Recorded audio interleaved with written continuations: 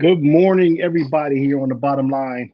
This is one of those spontaneous shows we're doing today, talking about some of the things that happened in the news this past week or so.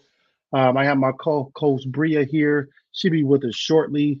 I'm not sure if she's on yet, I'm on. but you on? Okay, where you Hi. go? I didn't see your video. I was like, I didn't even know you were there. I didn't even know I was like, who started the show up? So I guess must have been you. But yeah, I did. you can't have me on camera by myself. We ain't doing that. Sorry. So we're gonna be talking about the four Americans that were kidnapped in the four Americans that were kidnapped in Mexico. We're gonna also talk about the Ruper Murdoch testimony or the transcript in the case of Dominion versus Fox, and we're also going to touch base on this Chris Rock Netflix special, which was entertaining. We had a lot of mixed reviews on that, but Mhm. also this is another thing that really was surprising to me. But I don't know if you heard about the brawls across the country, I mean across the world that broke out in the theaters after watching Creed 3. So France had like it was a big brawl of two women in a French theater, um, where they just I at the end of wouldn't. the movie they start fighting. I don't know what happened, but they were saying that the of course, like we talk about the media all the time, always like kind of change perspective and views. Um, you know, they put it like instead of saying these people were acting up in the theater, they say, "Will Creed be removed from theaters due to these fights?" And I thought that was kind of misleading because it wasn't the movie. You know how many movies we've seen, and we don't have issues like this in theaters, but it was just odd. And they were from different places within the country, all over the country. So I thought it was interesting. Yeah, that sounds interesting. I had not heard anything about this. Yeah. Gonna try to And it was interesting. I was like, wow. So these people are like really fighting over the Creed movie, or are they fighting because there was already a beef going on? You know what I'm saying? So it No, wasn't the Creed I can movie. imagine. The Creed movie didn't make people fight. you know. Right. So that was it. So let's get into it. Let's jump into this. I know you have a lot of thoughts on this. These four Americans that were kidnapped in Mexico, and we are thankful that two of them survived, and they made it back to United States. We weren't doing any video this week on it. We had so many issues with content with as you know, like here on the bottom line, they throttled our attendance. They keep it where viewers aren't seeing our show, and it's like they're purposely knocking down our show. And by So they mean Facebook, correct? Facebook, yeah. So although people show content all the time, on shows, ours continually get blocked. Some of it doesn't even have music. Most of it because of music, but that's not the case all the time. So anyway, let's jump into it. Okay, the so four Americans went to Mexico. They crossed the border in a car. They drove to Mexico and were ambushed in Matamoros, Okay. Mexico, and their car was sprayed with bullets, and they were kidnapped. Um, two of the four Americans were killed, and then you say the other two were found alive. Two killed, two found alive. One was shot. Yeah, they found him in a shack.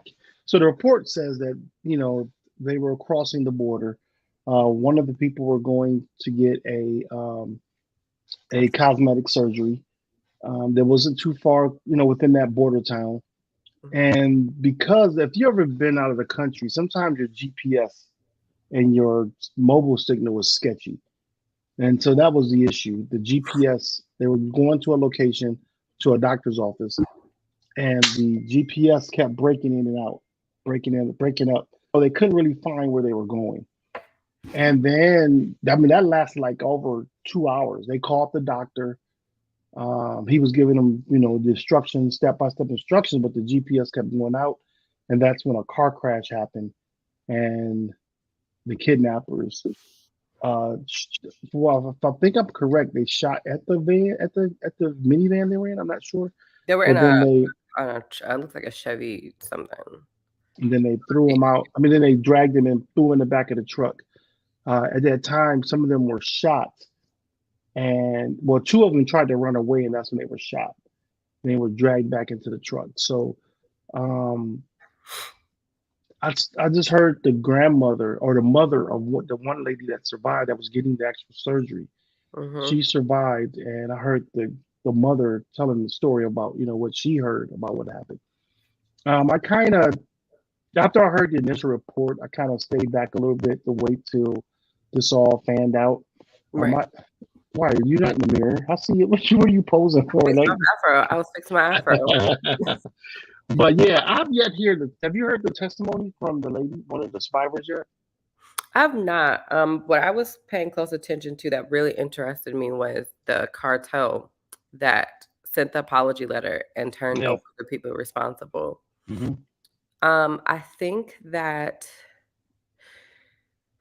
in light of no, not in light of, that's not a good word choice. I think that this is going to cause a lot of problems for Mexican tourism. Yeah. And the reason why is just because the Shanquilla Robinson case just had happened. Even though that case was completely different, they were at a resort and Americans killed her. It just speaks to the safety of Mexico. And the reason why is because all of these things, all of these inconsistencies lining up with her story, Yeah. that's what's similar.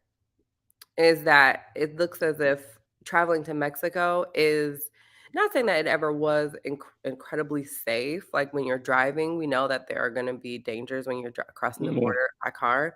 Um, but the tourism, no matter how you looked at the optics, look bad. The optics are bad for this. Yeah. And I did not hear what the mother said, but I do remember seeing a report that her mom warned her not to go or to be careful when going. Yeah. Hmm. So, this is really unfortunate. It, you and I were talking earlier about the cost of healthcare in the United States. The cost of getting a surgery like this in the United States is exponentially Right. more expensive. And, that just goes to, show how toxic our capitalistic economy is. Yeah. Well, you look at it this America way, is like very, with our drug prices, this is a study done by Rand Corporation found that U.S. drug prices were 2.56 times higher than those in 32 comparable countries.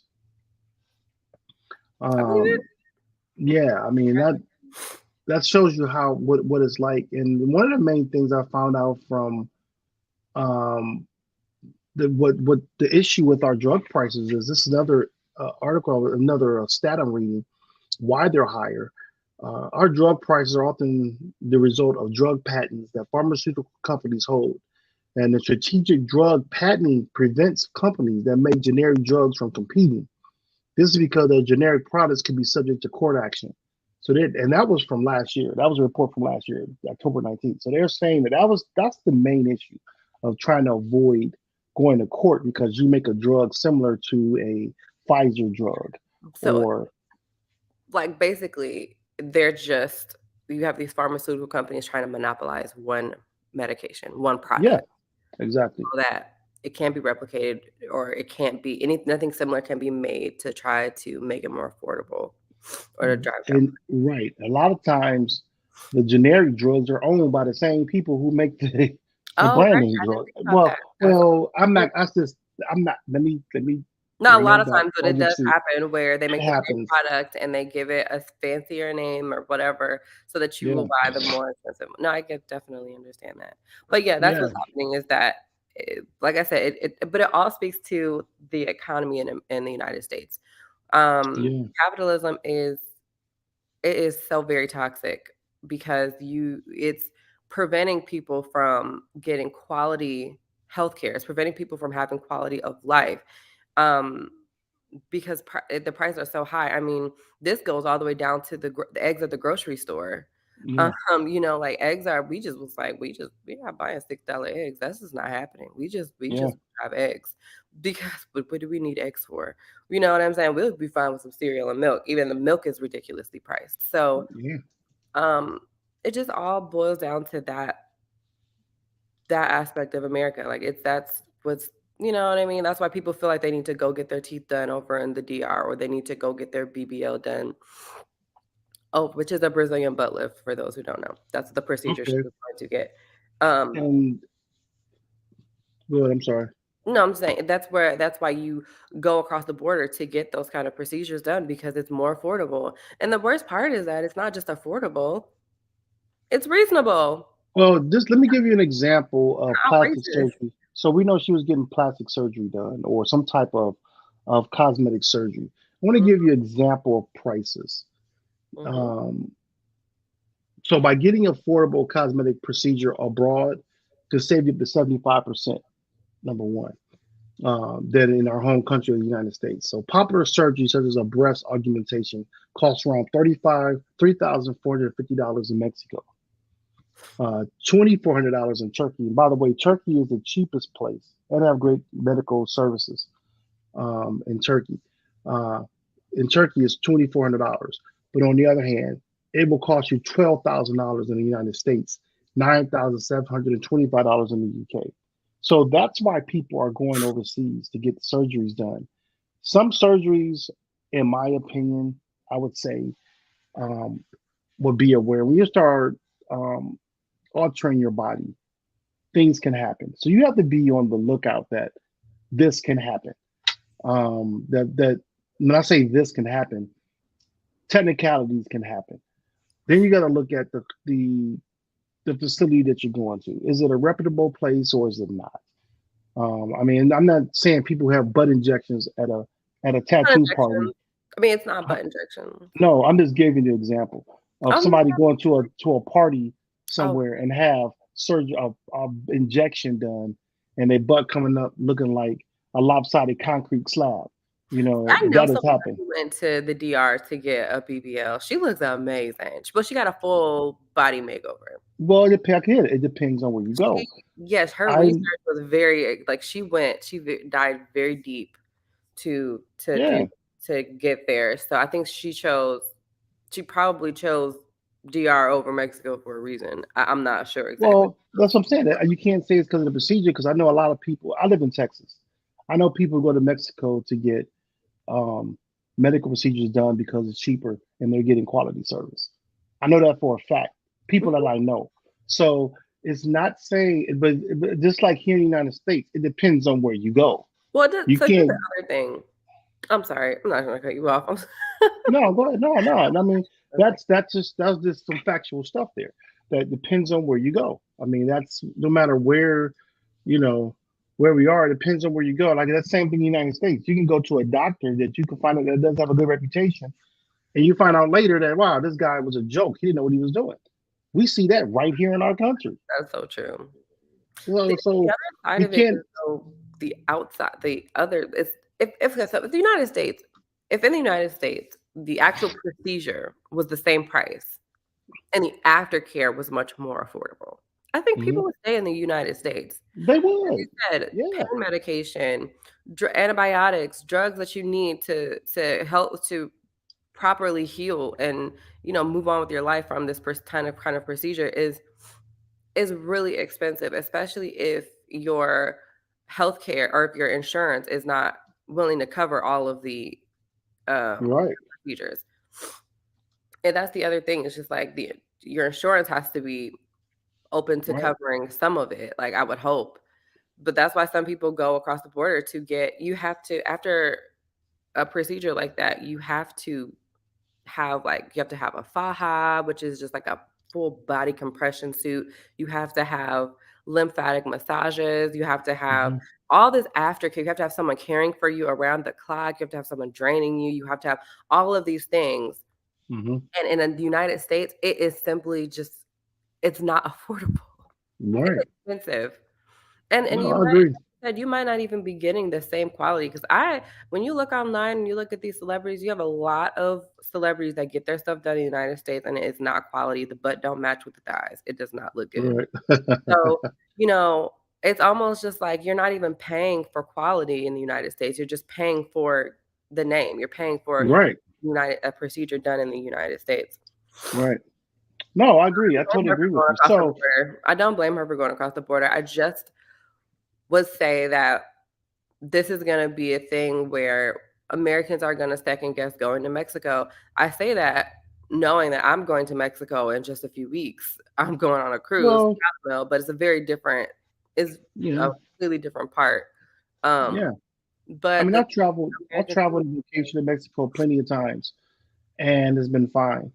Um, and most of the resort places are most of the time. But yeah, I mean, again, that can be anywhere in our country. That could be any country. You can go and get a bad area. Now, yeah, the cartel issue in Mexico is extremely bad. It's extremely bad. But that brings me, and I did cut you also. I apologize, but I'll bring my point back up. What were you saying? I didn't mean to cut you well, the off. cartel, they cartel separated themselves from this incident, even though they were a part of the cartel. The suspects Hmm. were a part of the cartel. The cartel separated themselves from this completely and said, "This is their actions alone. This had nothing to do with us. They have no self Yeah, control," which is not okay. They're still, it's still associated with the cartel, but yeah, um, that just speaks to just how unpredictable it can be going in a car across the border to yeah, and I guess another thing, like you said, they were circling around trying to find the plane. That's another thing. You have to protect yourselves. Don't I'm not at all putting fault on them, not justifying yeah, anything to them. But it's just you have to be aware of your surroundings. You have to be aware of your surroundings. You're in an unknown place. They've probably never been in that part before. The doctor should be questioned. If you knew that this is, the area that you are in is subject to this kind of crime, why is the doctor not being questioned? Why is the doctor not being Why looked should into? why should he? He has nothing to do with this. How? He's he's How, he the is doctor talking to has them on the nothing to do phone. with this.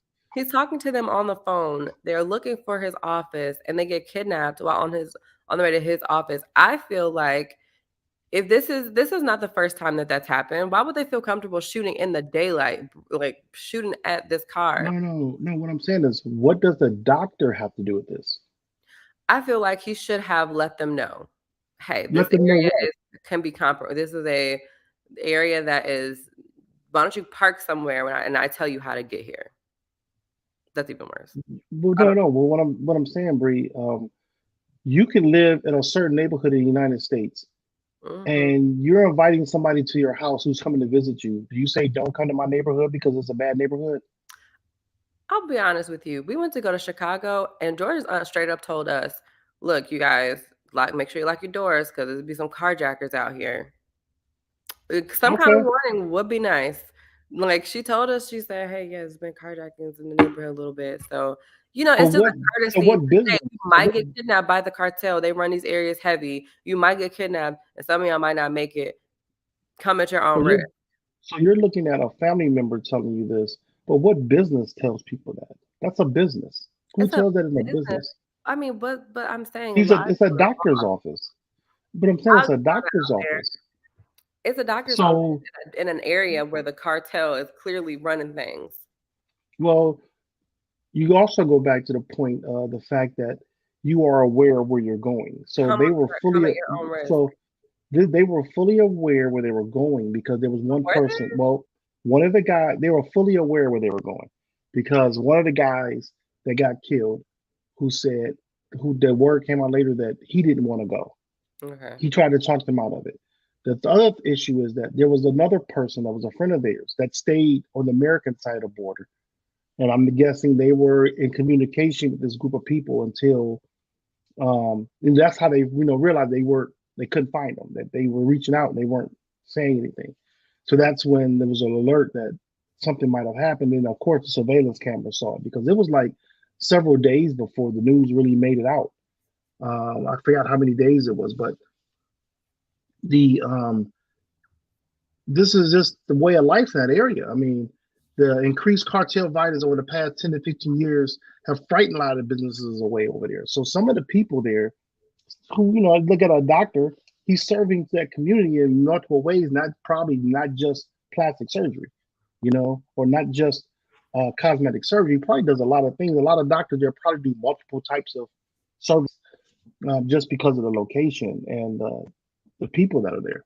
So, but so let's go ahead and hit the elephant in the room. So, we know now how the media put the negative character of now. Hear me out.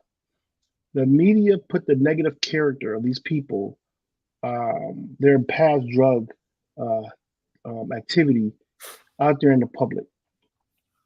Many people feel that had nothing to do with the case itself. For someone to be kidnapped, because we did find out later that there was a mistaken identity. The cartel, the word came out that there was mistaken identity. Now, that was before we knew that the cartel turned these people over. Initially, they were saying this looked like a case of mistaken identity, that these might have been the people that those 5 people were looking for. But going back to we talking about their drug past, their drug activity. Many people feel that was a low blow by the media for people who have passed away, who were going for something other than drugs. They weren't going there for drugs; they was going there for a medical procedure. What's your opinion about bringing that out?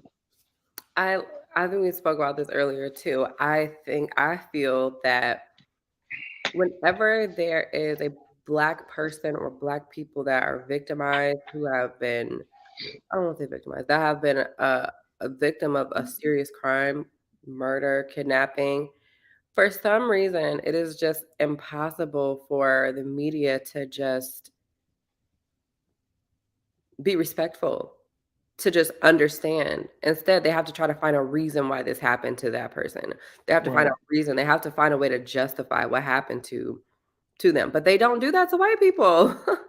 I mean, you could have a white man that literally shoots up a school and kills children and kills whoever, elderly, and somehow instead of, digging up their criminal past, we get a sob story about how they were bullied in school. We get a sob story about their depression. But when Black people are literally kidnapped, shot, and killed, we have to find out that they have been arrested in their past for drug charges, or charged with dealing, whatever. You know what I'm saying? It's just, it's kind of, it's like it's very. It always comes down to systemic racism within the media for me. That's what this is, if we're being honest. So in this case, I don't think that the charges were relevant. I don't think it has anything to do with what happened to them in Mexico. I think that they were in the wrong place at the wrong time, and for that's what happened. There's no way to justify it. There's no way to place fault on them. Now, if a story comes out that somehow they were, going over there for other reasons, and then fine. But I don't think that's what it was. And I think the media was incredibly, incredibly irresponsible. Like, journalists have a responsibility to frame the story in a responsible way. And even if it was just one story that came out revealing their criminal history, you are like pivoting the story in a direction that takes away from the fact that these are victims of a serious crime. Well, one of the things I look at when you look at the past, a criminal past, because this has, I could see if they were actively in crime, you can bring that up. But these were, from what I understand, were previous charges. I don't know how long ago they were. We talk about like charged for possession of marijuana. Absolutely not right. Absolutely nothing to do with nothing to do with, because cartels aren't looking for people who are looking to buy a bag of weed. You know what I'm saying? This is not that type of situation. Why would you go over the border to buy weed? It's right in your neighborhood. It's legalized in several states. There's no reason there's just no way for them to tie them to this incident, to them being involved with any type of criminal activity. I think that was so irresponsible.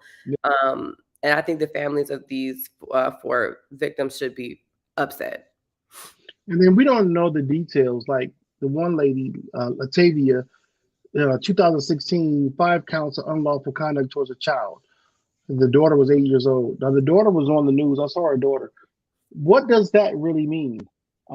It could be where that lady could have spanked her child in a store or something. I don't know. It could be anything, but we don't have any. Thing. No, but what I'm saying is we don't have any details. Um, and they don't have a year for everyone that this happened to. Domestic violence. This stuff is like these things that they're talking about. Not like somebody who was part of a drug ring that you would connect to a cartel. This wasn't the case of that, from what I understand. I can be wrong, but I don't see that.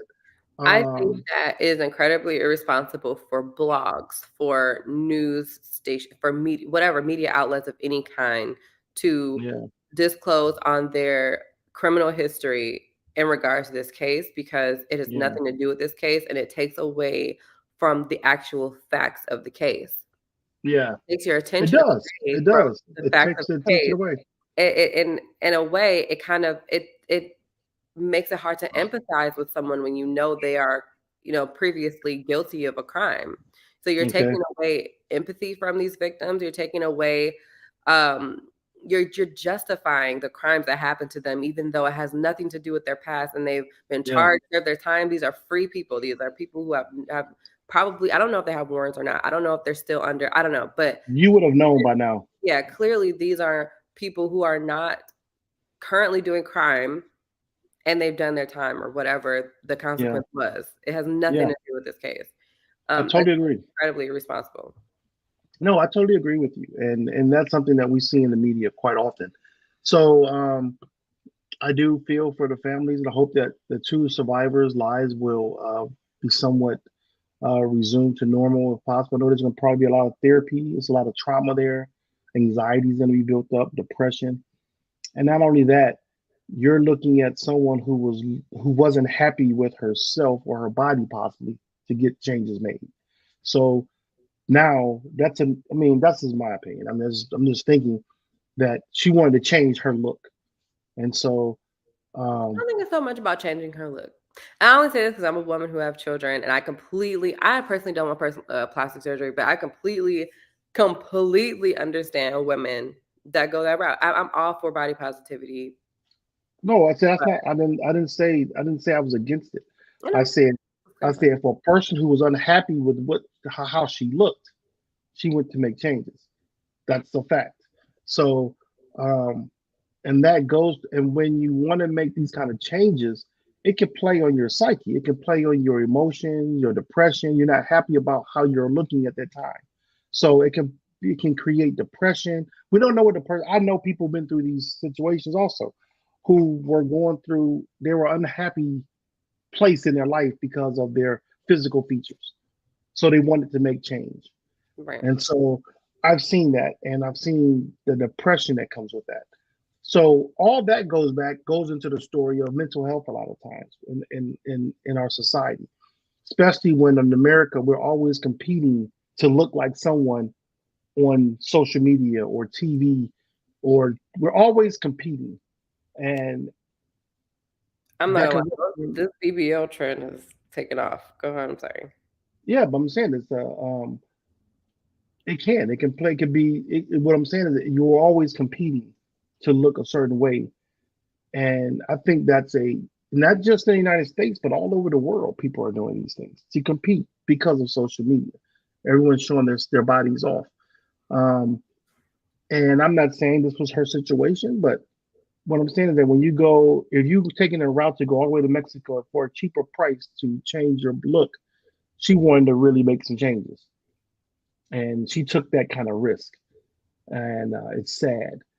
It's sad, and not only that. Now that I've heard the Mexican president talk about he was against the United States looking to have their military take action or help control the cartels in Mexico. I'm kind of not too comfortable with that Me because, neither. huh? Does that mean either? Yeah, I'm not too comfortable with that. We need to worry about ourselves here, and this brings it. I'm bringing it to a close where if we know that the cartels there are bringing drugs into our country,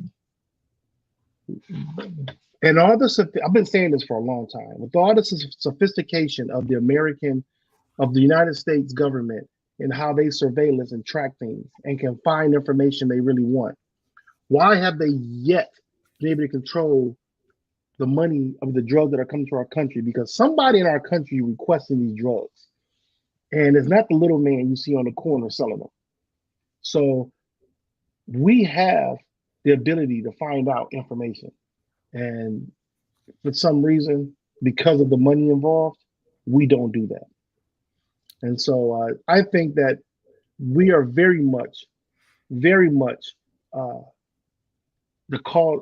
Our government very much is a cause of much of the drug issue that go on in and out of in and out of this country.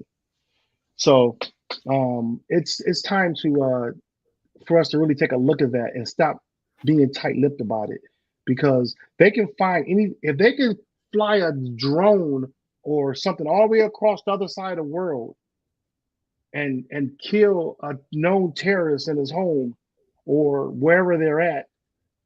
We can't find who's requesting the drugs to come into this country, who's paying the billions of dollars to bring this stuff in. We have that capability. And it can't be saying it's a war on drugs and we can't find it. And that's bull crap, The thing in my is, opinion.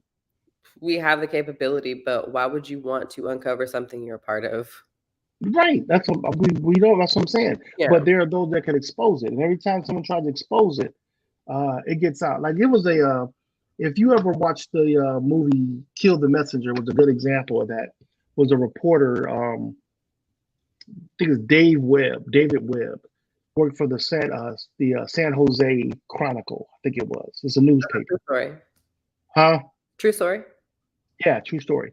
And so he was doing a regular report, and he got wind of the fact he was talking about the drugs in Central America, and he ended up doing a report, traveled down there a few times, and come to find out that was during the time that the alleged story of how the Americans were selling weapons to the cartels and the people in Central America for drugs that then infiltrated our whole society during the crack epidemic. Started off in South Central LA and it branched from there because you can find people on the street because the more they had to sell these drugs, they had to sell the drugs to continue to do this transaction with some putting the weapons. They had to account for the money to get the weapons to send to Central America. So this is cycle going over and over and over, and people were getting paid for it.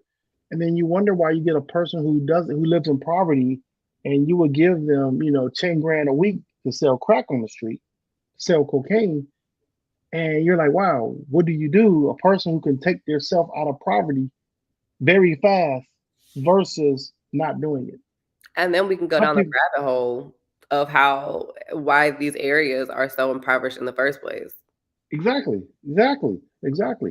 So that story can go on and on. We want to say what's up to Leanne. Good morning. She says the war on drugs has Mhm. made billions for our government. Why would they stop? That's the same thing Bria was saying, Leanne. Why would they stop? But we know that there are people here that are bringing the drugs into this country or paying for them to come into this country, and they're going to say remain faceless until someone exposes who they are, and it's a shame. I mean, this has been going on for decades in our country now. So let's move on to our next one, Bria. What's our next story? Our next story is we're going to talk about the Dominion defamation suit against Fox. Woo! How many what's the word? How many brainwashed folks do we have out here in this country? A lot. Because did we not like talk about this like 2020 We did. Um, about we did. now um so we all know that there was a lie, and we all know there was a network named Fox who pushed this lie, right? We know that's already out there. Now let's dig into the weeds of all this. Let's like pull the dandelions away. Let's pull them little prickly little weeds out the way. Let's get down to the bottom root in the weeds. Why have we as Americans pulled back from supporting sponsors of Fox News? Why have we as Americans not like did anything to try to bring more like pushback? We know the story's out, but yet these same people who push those lies are still on the network. Why are they not off the air? Why have you not pushed for them to be off the air? I remember, I'll give you an example, and maybe somebody can correct me if this example is different. I remember a few months back, Kyrie Irving made a statement or tweeted a post about a movie that people had a controversial movie that people had issues about. Some people said the content was a lie. Some people said the content was true. Some people said Kyrie was promoting something that was false. Some people said that because what he promoted false can cause harm to others. We heard all these narratives, right? He was like scrutinized to the max to where he was suspended from his job. Now, let's look at Fox News. They promote businesses that support a lie that can cause harm to others. The lie that was pushed by Fox News about the election, the stolen election, that lie caused people to die in Washington, D.C. on January 6th due to a lie that was pushed. The same people that pushed that lie is getting paid to push the lie. They didn't believe the lie. They'd have text messages saying they did not believe what they were saying on the air. That's called conscientious stupidity. That means you know exactly what you're doing and it's wrong.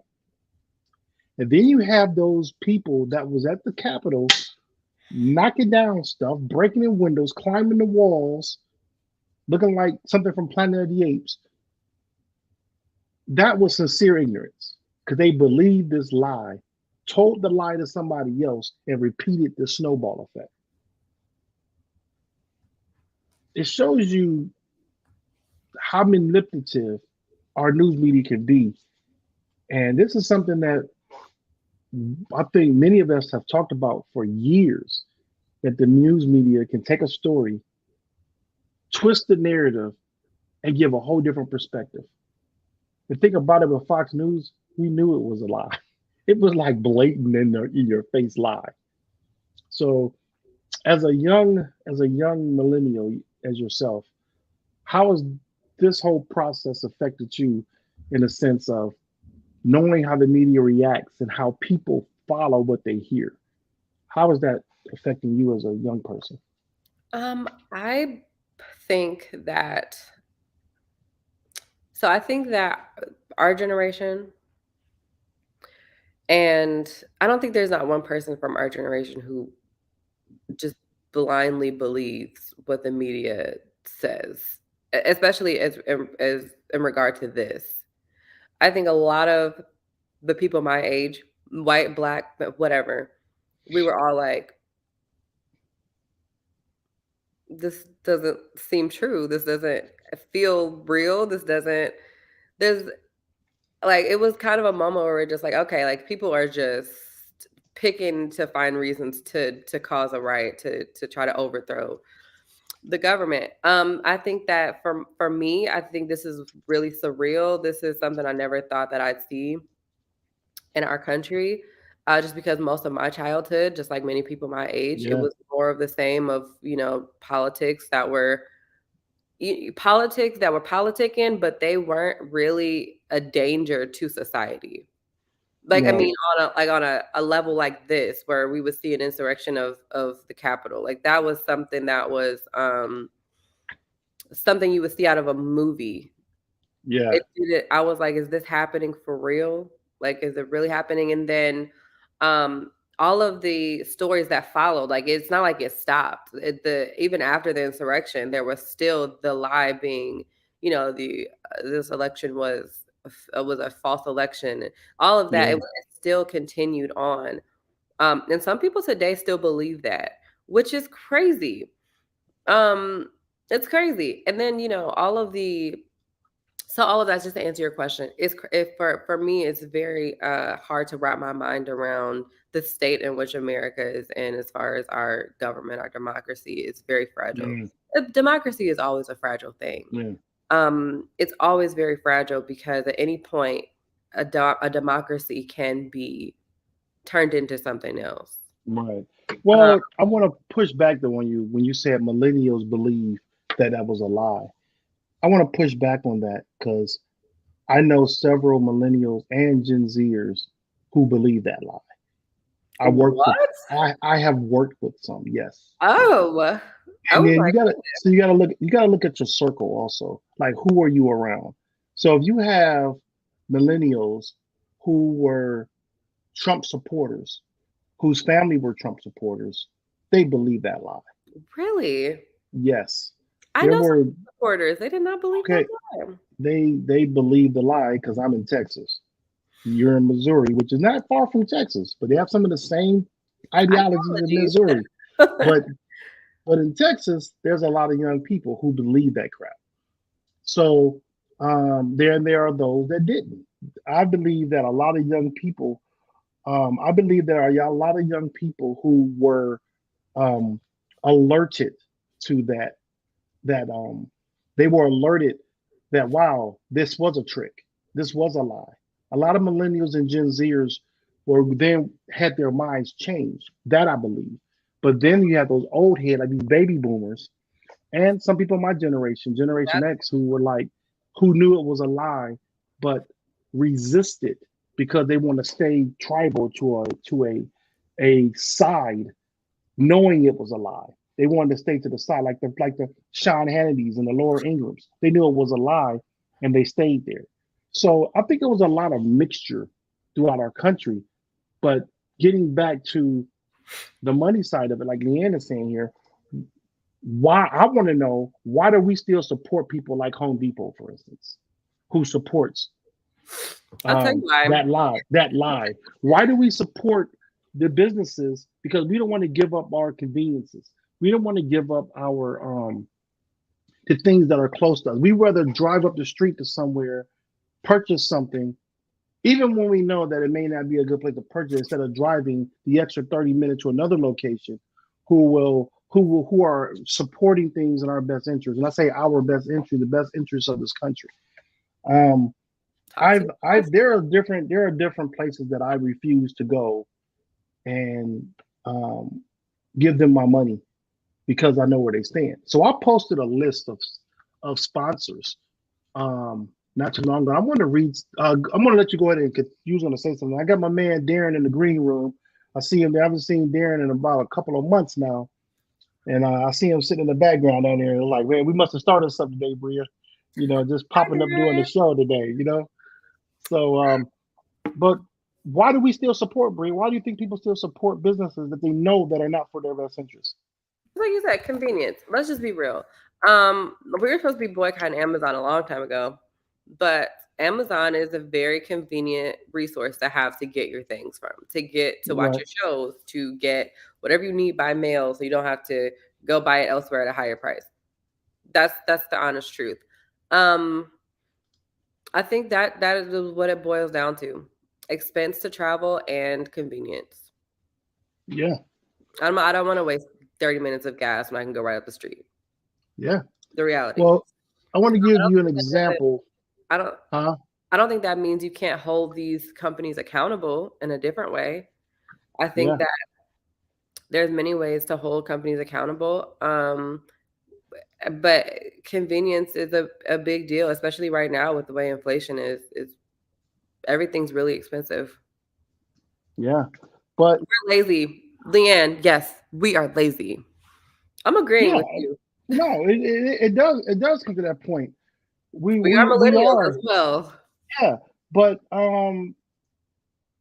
it doesn't take much to make that same sponsor you like to go to, that same street that you go to, hold them accountable. There's nothing wrong with that. I want to put a list here. These are the sponsors of Fox News.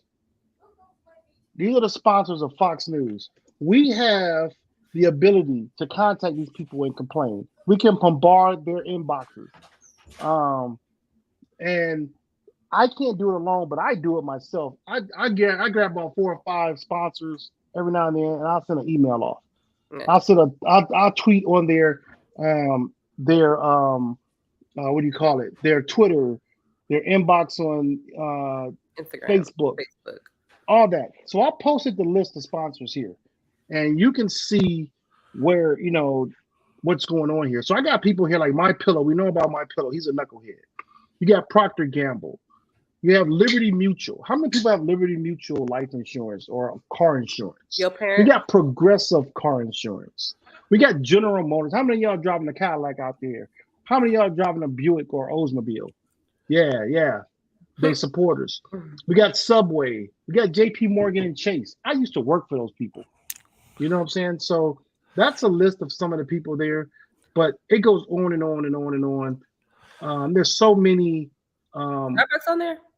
Here's the thing, though, with the sponsors, those sponsors know where the viewers are. Fox News gets more viewership than Right, any other cable show, so they're going to want to be on that program no matter what. They're going right. to want to I be know, on the network no matter what. but can we not hold them accountable? What like I gave the example earlier. I gave the example between Fox News and the Kyrie Irving situation. The Kyrie Irving situation, they dropped him real quick. Nike did because they didn't want to upset their customers. Why aren't why aren't General Motors offended or worried about dropping other customers? Are you going to say Fox News um, in general have more business from Fox News people than the entire country of the United States? No, they I mean, don't. you got to think about it. Who lost more money? I mean, it's always a money decision. It is gonna always be an either or decision when it comes to business. You have to weigh your odds out. Is it gonna cost me more to drop or keep this situation? Like, What I'm saying is we're not complaining about it. When we did the blackout 2020 that Tuesday on July 7th, the stock market dropped, but then we gave up. We didn't do it anymore. We didn't do it anymore. It made a difference that day. So what I'm saying is that the Montgomery bus boycott was the prime example of how do you make change in our country. The Montgomery boycott was the most successful boycott in our entire history, and we have not done it since because when I say we, the American people in general love their conveniences. They love their conveniences. They love their cheap prices or whatever it may be. They love that more than making a difference. The Montgomery boycott, people decided to walk to work or carpool just so they don't have to give money to that bus company that was showing discrimination. well, there's a big difference there. How? I'll tell you how. The big difference is the Montgomery boycott was carried out by people who were directly affected by the bus company. Okay. They were directly affected. When you Okay. look at, I'll use myself as an example. I shop at Home Depot. I mostly shop at Lowe's, but I shop at Home Depot.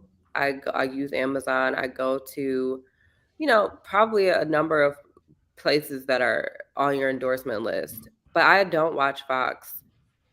And I know that sounds really crazy. I don't watch Fox. I don't really keep up with everything that I should, which is I'm admitting this right now. Like when it comes to talking about it, I do my research for sure.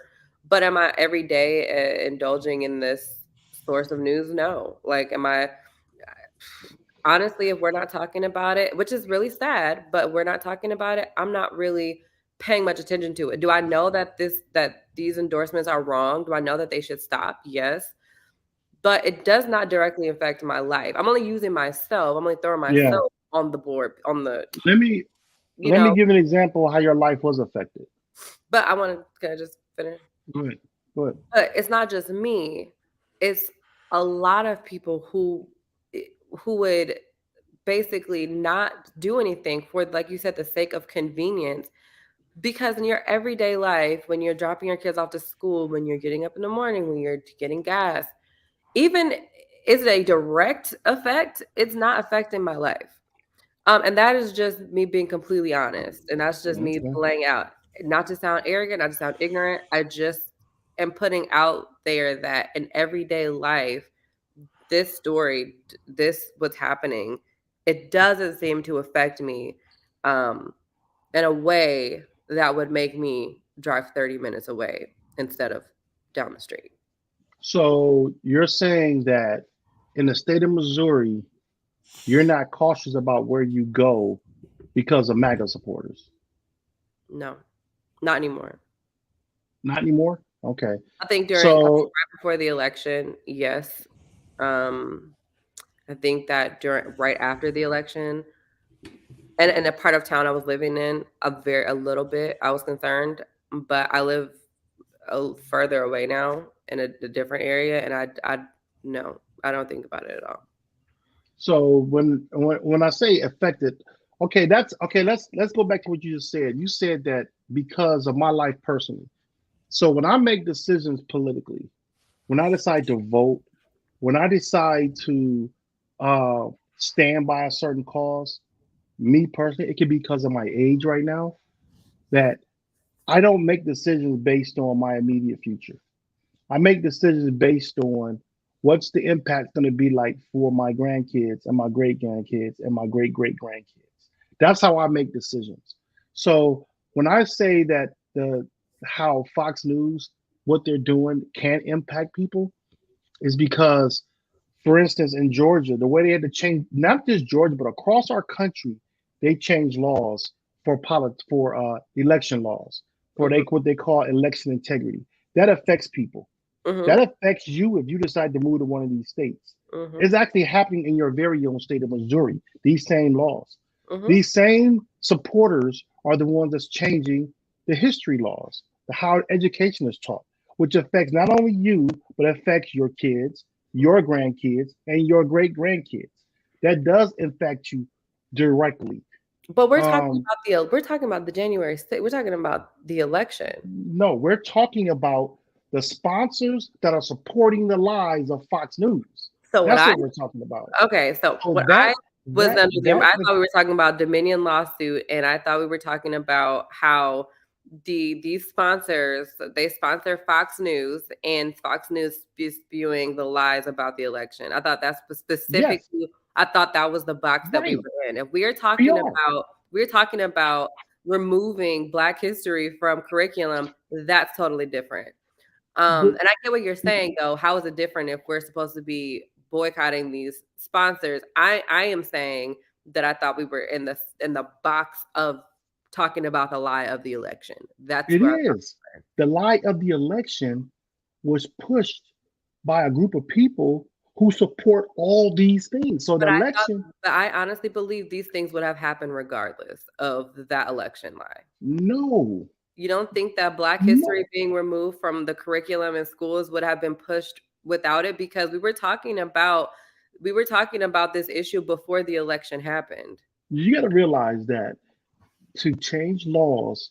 This is what happens. This is what happens across the country. So you have like the Republicans just had this thing called CPAC. So CPAC is where they have this convention. People come from they have different organizations that actually create the bills that you see. They create this ideology of what they want to see. They take that to these conservative conventions, present these to state legislatures at these conventions. These state legislatures then go back to their hometown and push it within their communities. So, for example, the election lie was already a thought of thing because Donald Trump warned about it before the election. Right. Oh, they're going to cheat. So he's already threw the dog whistle out. The history issue was already a law that was being written prior to any of this. So they take this to these legislatures, they put it through, and they end up voting on it. The same thing with the election process. This was something that was written already. They have organizations that write these. So these people are supporting Fox News, the businesses, and the thing about it, the business may not care one way or the other. My thing I'm talking about is why not push back on these businesses to make them change the way they put their money. And what I was saying was that because we are everyday people who have Yes. everyday families, who have everyday things going on in our lives, the Montgomery bus boycott was not a good example because we are not affected in the ways in which our ancestors were affected by that. So So what you're I'm looking saying at is now. it's a We different can be. comparison. You're looking at right now. But what I'm looking at, well, yeah, I am looking at right now. A lot of people, when they operate their daily lives, they're looking at right now. They're looking at what we're doing for dinner tonight. So I'm gonna go shop. I need to pull up these weeds. I need a ladder so that I can get to the top of my ceiling because it's really high. I need to go to Home Depot and grab me a ladder. I don't want to drive 30 miles to go to. Luckily, oh, did you say Procter & Gamble was on there? Oh, never Yeah. mind. Yeah. That's Yeah. not See, right. But the pro- no. So what I'm saying is, you. We don't live in a time where we can go and shop 30 minutes away. I'm just using that example because that's what you gave. We're yeah, not I we're not agree. living in that We reality. If we we are just we are married to our convenience. The problem with any kind of boycotts, I'm sorry to interrupt. The problem with any kind of boycotts is that people um forget about it. People forget about it. If there's Walmart isn't paying their employees well enough. If you remember 10, 15 years ago, that was a big issue. People still shop there. Why? Because it was the easiest place to go. It had the best prices. cheaper than So Target. people this is gonna go by the wayside in a few months. People are gonna tune into Fox News just because that's what they're used to. And this in this day and age, in this century, I don't think that the boycotts um, last. I just don't think So they do. why? Most people are just not aware, and I think Bria's right. It doesn't affect their lives currently. What's going on right now? Are they concerned about this right now? Are they concerned about the voting machines? Are they concerned about the next election? Maybe, but right now it's out of mind. So That's not right. Yeah, I'm not justifying it. I'm just no, Yeah. giving I'm you not But justifying it either. reality. I'm just that's being real. I'm exactly. just being real. And I think if anyone out there is also being real, they're going to be going uh, to about their routines because of convenience. We're busy people. Yeah. We can't. Uh, we're not going to. Um, most of us are just not going to stick with it. And I And that's speak the for sad myself. part. Yeah, that's the sad part about it because, like Bria was saying, we have to deal with our ancestors went through, but they weren't doing it just for themselves. They were doing it so you can have a better life. That's where we're so privileged in our conveniences. When I say privileged, we are definitely we have privileges that we don't realize we have, and we don't realize the power of the So things that we have. And you're so when we say the power, is that when you, like I said, I use your example of looking at where your kids, grandkids, or great grandkids are going to be at when you're not even here anymore. Are we looking to make a better place for them? If we're so stuck in our selfish ways of thinking about our own lives right now, because this is bigger than us right now. We're seeing, like right now, we use the history example as taking the history classes out. It's not going to affect you right now, but it's going to affect your grandkids. It's right going to now. affect your own kids. I They're think going to, I they think don't that's affect something that you, affects us right now. I think it but affects us right now. I think the educational The things urgency are a for that is, different well, issue. that's what I right. mean. I mean, the But urgency is different. That's what I meant to say. This is what okay, I'm so why, meaning to so say. why, so why do the history thing bother you, but the people who are pushing those lies don't bother you? You're Because saying you're going to they're forget different. about what Fox News is doing. They're pushing this lie about not just election, but your history. The the Black History thing, I think we look at it differently than we look at. So just like Chris Rock said in his, I know we're gonna get on this, but let's bring up Chris Rock for just a second. In Go ahead. his comedy, he said, was a key moment for me. He said, he was talking about the insurrection. He's like, there are no bigger victims in this country than white men. So much so they caused, they did the insurrection on the Capitol. And he says, we gotta go. We gotta overthrow the government. We gotta get them out of here. He's like, well, get who out of here? Us, Hmm. right? Right. Hmm. Because I will say that is it. The Black history in schools, and this is probably outrageous. It affects Black people differently. It's more of an urgency than a bunch of white people storming the Capitol. Okay. All right. And even though they are connected, even though they intersect, the urgency is different for each. So when you have the Montgomery bus boycott that you brought up, that was urgent. That the civil rights movement was urgent. It needed to change right now. It needed to change so that so our grandkids can live an equal existence and have equity, right? I get that. So we can directly connect that to Black history being taken out of schools. It's ridiculous. Why would you take Black history out of the curriculum when most of your monuments in the United States are built by Black people? Or most of the content industry is as lucrative as it is because of Black people. You know, and so even though these two are connected, as a Black person, I think I just look at the Black history being taken out of schools differently. And that's just one issue. Like that, I mean, I look at everything. I'm looking at voting, all of that different. You think it's urgent that some that are just like you had to fight because it was urgent to gain civil rights. Do you think it's equally urgent to not want to lose those civil rights? Absolutely. So again, if you have people that are creating that atmosphere for you to lose it, why do we still tolerate them in the places to being able to push that out there?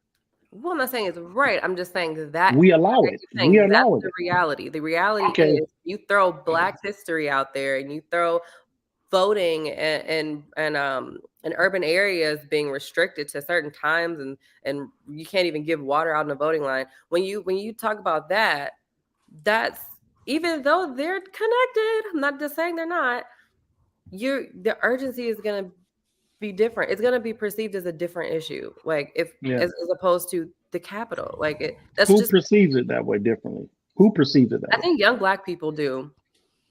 Really? And I also think that I also will say that it's easy to see the correlation. I'm not going to say that it's not there. Like I obviously see it. I'm just saying on a day-to-day, when I'm looking at, when I'm hearing about, because I follow a lot of like Black media sites and things like that, it's being talked about more than this. I mean, that's just the way it's not right. The people I listen to will say something like, well, why is people like Tucker Carlson, Sean Hannity, Laura Ingraham still on Fox News knowing where they stand, and we're sitting here allowing it to still happen? Agree, but you're saying allowing it to happen. Dad, white people run Fox. There's no we allowing No. What I'm saying is that, and I used we used the example earlier of Kyrie Irving. Did you see how the media itself pushed back on Kyrie Irving? Why aren't the media pushing back on these announcers? Why aren't they pushing back on Kyrie Irving? Because anti-Semitism is something that was being talked about right before that happened, and it's not the same. We're not saying this. We're not comparing the same. We're talking about the outrage. We're talking about the reaction. If those insurrectionists have occupied the Capitol like they intended to do, we would be looking at a different America right now. Do you agree? Of course. I think. Okay. So you agree with that. So what I'm saying to you is that why, since we know that these people lied about that election and they only stormed the Capitol because of the election. That's why they stormed the Capitol, to change those votes of the election. So since we know that lie exists, and the people who push that lie, I'm saying, or maybe it's just me and my bubble. I don't know. You're not alone. But it's like, well, why do these people get to roam around free with no consequence? True. Well, Dad, again, country. We know why. That affected our whole country. Why do you think that is? Why do you think that a lot of the people, most of the people that were at the insurrection who even defecated in the Capitol building, why do you think they're running around free? Just a wild guess. I'm not talking about them. You I'm said not that. talking Oh, about, you're talking about I'm Fox. talking about the people who push the narrative. Why do you? Okay, them too. Why do you think they're free and not facing real consequences? Because we're not making them, we're They're not white, making, Dad. Let's just be real. no, no, Let's no, just be no. real. Hear me, Because if they hear were me out. black, You're if making a, they were Native American, if they were Indian, if they were Asian, if they were any other color, this would not be happening. There would not be no January 6th committee. It would just be a bunch of people being arrested and tried for their crimes. That's it. So what, if you really want to get to the root of it, I'm telling you, if, that's all the weeds being dug. That's the root. no, no, no. We're not, no, we're not, we know a racial impact can be placed in that I mean, situation. when Well, you say but why are they let's, running but you free, just said, you just said, what if? I'm saying this, what if people, Democrats people who have voted Democrat decided to push back. When I say push back, make notice that these people lied, not just and demand that Fox remove these people off the air. We can demand that as a people, as a group, but it has to be in numbers. and who's gonna Deb? Hear what you're not hearing what I'm saying. You're going by.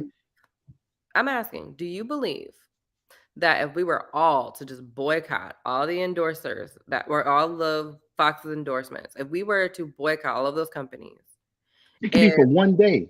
if we were to do that, do Yeah. you think that Fox would take action and do what exactly? What do you think? If it was stated that we are boycotting this, or not, it don't have to be a boycott.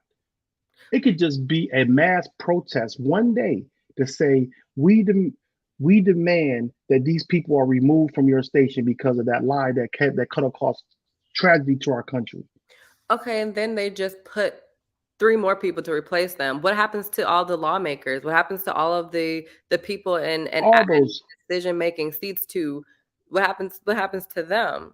we have that's where voter turnouts come to remove those decision makers in politics.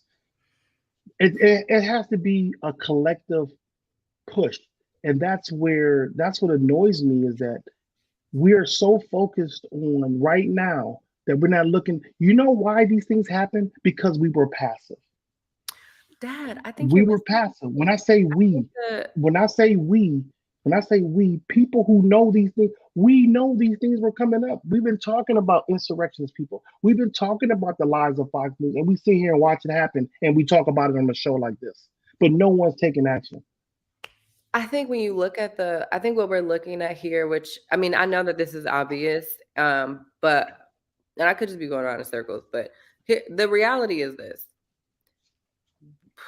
Aside from the issue, aside from like the biggest issue, like we're talking about the lie and the pushing the lie on on Fox News and whatever. If we really peel back the layers, it is a race issue. Because if any of these factors would have been changed in regard of race, we wouldn't be having this conversation. But when you have white people in charge and white offenders, there's a level of empathy there. I got that. There's a level of I don't want to come down too hard on this, and I know this person or these people because they're my people. And I know that's like, well, why are we turning this into a race thing? But if we boil it down to that's what it is. Because if these were black, you're saying the obvious. You're saying the obvious. I know. I just want to make that. I am saying the obvious. I want to put that out there so that it's not being construed as simply like a policy issue or simply as they lied and they need to be removed. No. Okay, I look at it as a responsibility and accountability issue. Where we've seen this so many times in our history on both sides, Republican and Democratic, where there are, this is just wrong, and they are not held to the same penalty as someone else would be held to it. And that my issue is that we accept it. This is white people arguing amongst white people. And unfortunately, we, people of color, minorities in this country, are in the crosshairs. That's what I get what you're saying there. My issue is that why do we accept it? Why I do get what we? you're saying, Why but when I say we, why do American people accept it? Why do we accept white it? people. I'm sorry. I meant to say white men. Sorry, I meant to say white men. There's Sorry. no accountability. We put the dirt out there. We say what happened, but there's no accountability. The Mm-mm. accountability part is the frustrating part for me. And in order to get accountability, people have to make you accountable. You have to be forced to be accountable. Mm-hmm. That's the lacking part that I see in our country is the people who have the power to make others accountable. We don't realize the power that we have. We will use excuses. If you want to talk about the black community, we spend the most money than anybody in this country. We have power that we don't even realize we have. It's so funny. You can hear, I just saw a video, this older white lady was saying that when black people wake up, they'll realize the power that they have. And I was like, she was so right about that because if you notice every election that I've been alive to witness, whether I voted in them or before I can vote, was dictated to us. Obama was elected because black people went out to vote. Trump was elected because a lot of black people didn't vote at all. Biden was elected because a lot of black people voted. We have power that we don't realize we even have. Mm-hmm. We can dictate resources, the resources that are needed in our country, and we don't even see that impact because we're thinking so micro instead of macro. It happens so often, and it's like we have to look beyond right now because just like you gain civil rights, your civil rights are slowly being removed, and you don't even realize it because it's done so um, under the radar per se, I agree. and that's what's so scary. You had something to say, Darren? I'm sorry. I just got back into the conversation, so I don't know your Oh, context. So no, I was just saying that that um, we were just talking about the same thing with elections, and my concern is that we can lose rights and don't even realize we're losing certain rights that's under the radar because we as American people aren't pushing back. And I just feel that it's going to come to a point where it's going to be always reactive instead of being proactive in the things that we need to do yes, for our country. yeah, definitely. And it concerns me. We're a product of the way that we get our information, and the way we get our information, the way it's reported to us is often very reactional. So something happens, we have a reaction, and everyone's up in arms for a few weeks, and then we move on to the next thing. So um, I think we manufacture crises. I think we um, then we react to it strongly, but we don't. Like I said before, I don't know if we have the stick to itiveness in order to stay with something and really stand by it, really stand up for it, stand up for a cause or believe in something.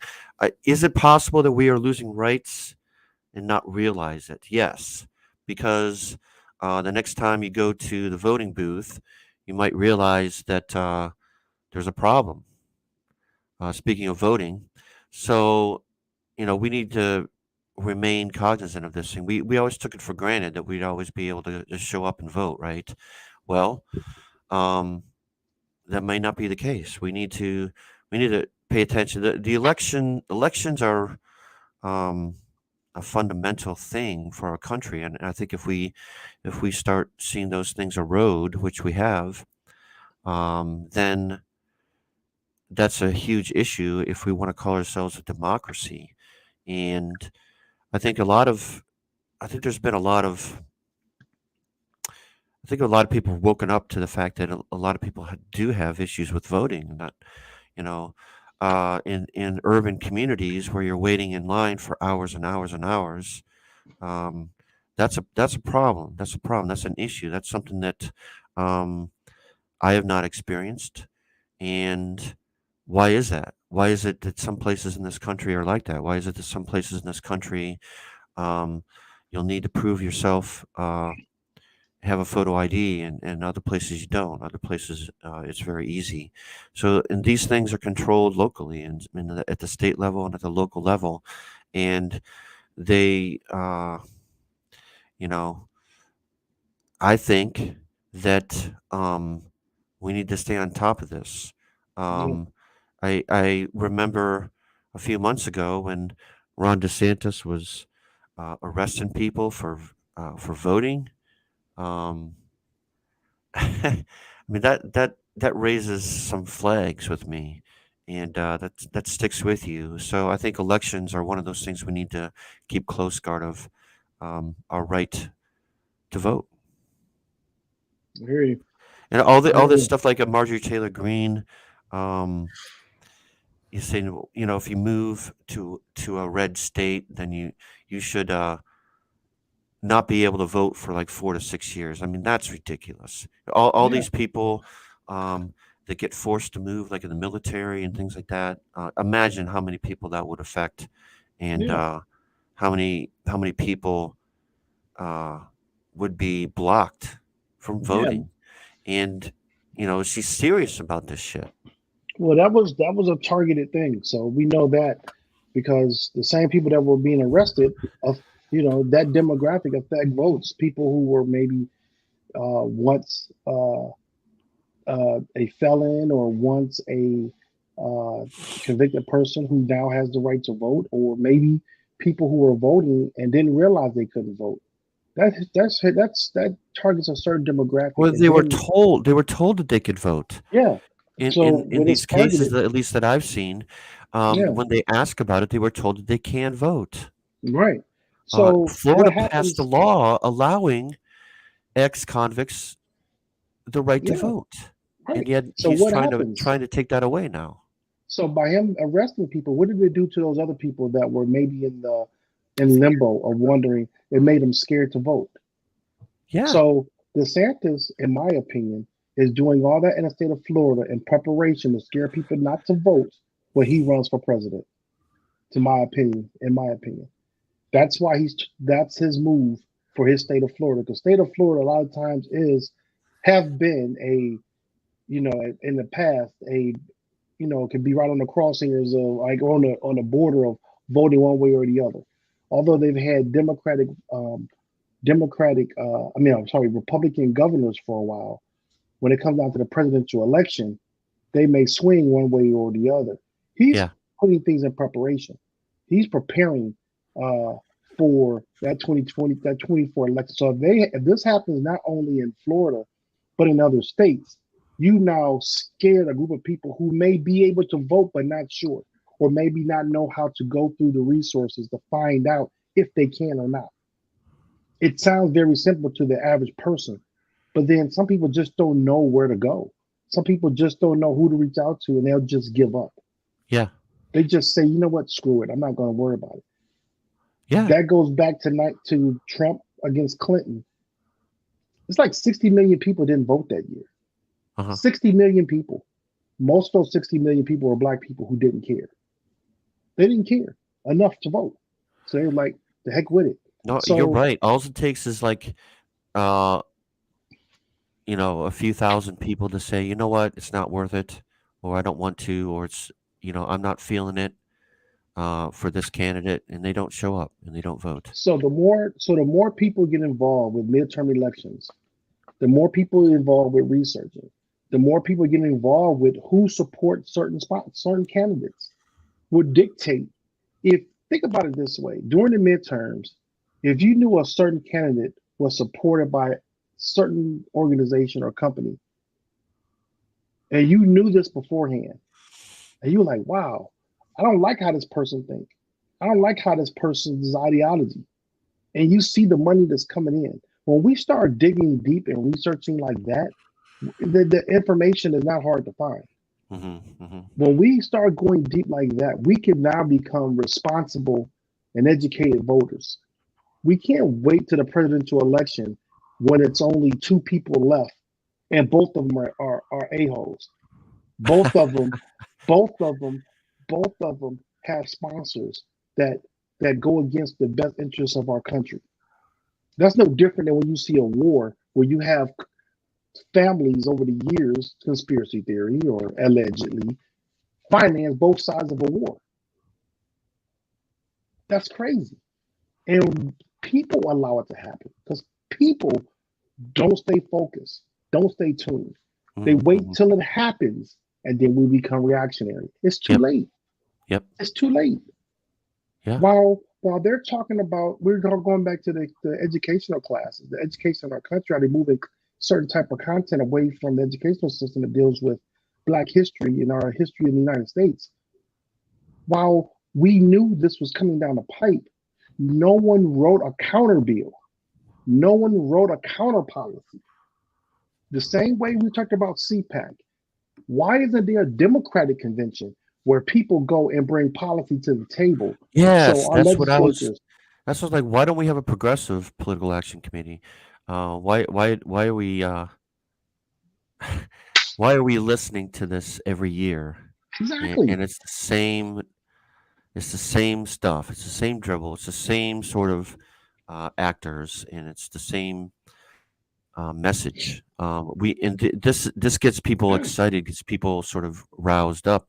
We need something like that for those of us on the other side. I think.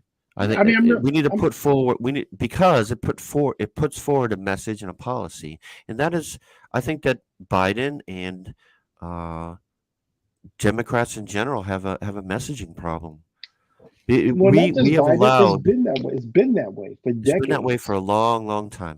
We have allowed them to hijack the message that the economy is bad, that things are terrible, and uh, China's whatever it is, China's stealing our business. We are overrun with immigrants from our southern border.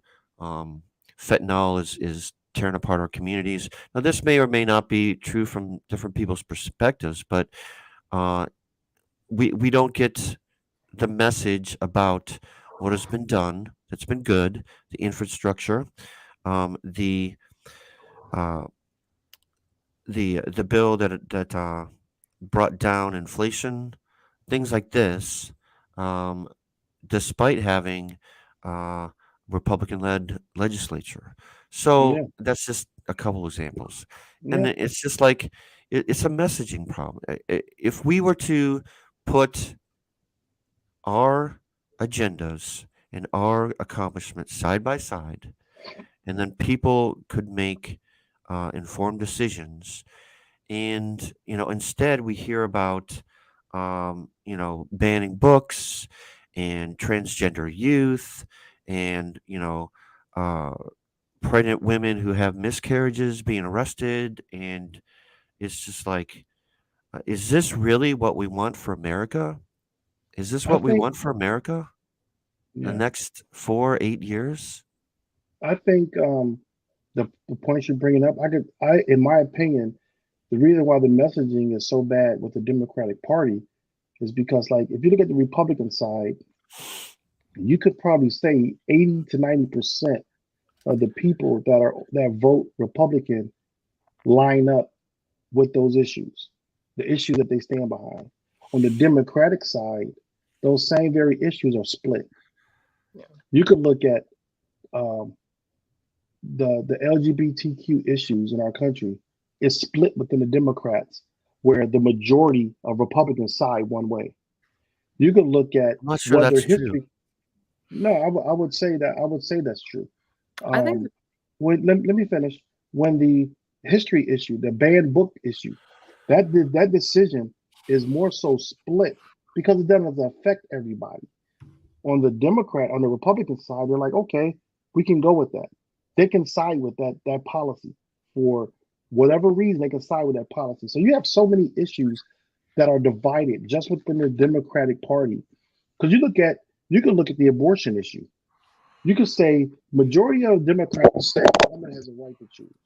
A woman has a right to say they choose whatever they want for their body, and that it should be their civil rights to do that. In the same Democratic Party, though, you have people split on abortion and not having abortions. And I've had that, and you could say that just within the church community. Where you look at Republican church community, you would say majority of them would say they are against abortion. And the Democratic side, that is split. That's not one way, or everyone in the Democratic side is not saying abortion should be good. It's split. I mean, I say that in the church community because I've had the conversation in the church community of Democrats. I've had the debate with my grandmother. And it's split. Exactly. A prime example. Okay, well, it's split. So that divides. So we can't have messaging. We can't have that messaging properly on a stage, a political stage, because it's so divided within our own party. The reason why, in my opinion, and I could be wrong, but when majority of Republicans are Republican. They side with Republican issues. On the spectrum, they lean more to the Republican side of the spectrum. Yeah. But a lot of Democrats are not really Democrats.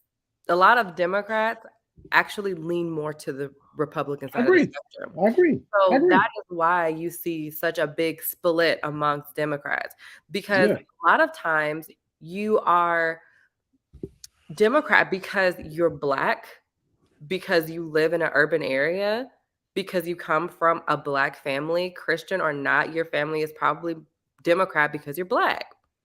And that is because Democratic issues line up with issues like food stamps, financial aid, Pell Grant, that kind of stuff, right?